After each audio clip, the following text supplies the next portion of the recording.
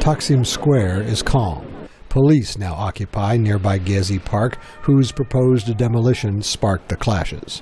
And they keep a close watch on the square, where protesters maintain a silent, standing vigil. The confrontation began as an environmental protest, but it broadened after police used what people felt was excessive force against the activists. Opposition parties, revolutionary movements, and fringe groups quickly joined in.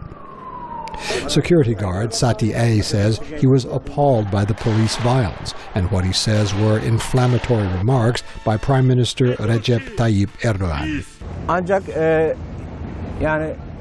I think he should leave, and a new government should be formed that listens and supports the people.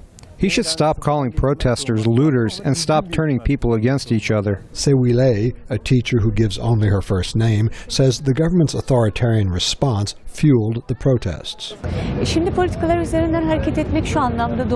I think it's wrong to judge things from a political perspective.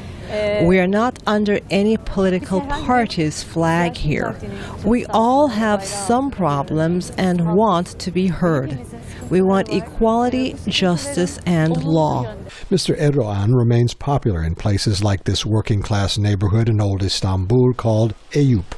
Retiree Ahmet Arda says the crackdown was necessary because the protests had become violent.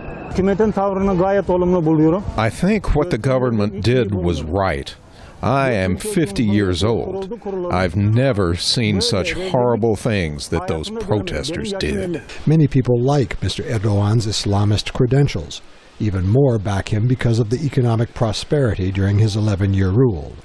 Restaurant worker Mehmet Bashal says Mr. Erdogan was democratically elected. This has nothing to do with democracy. The people chose Erdogan and his government. It was the people's decision.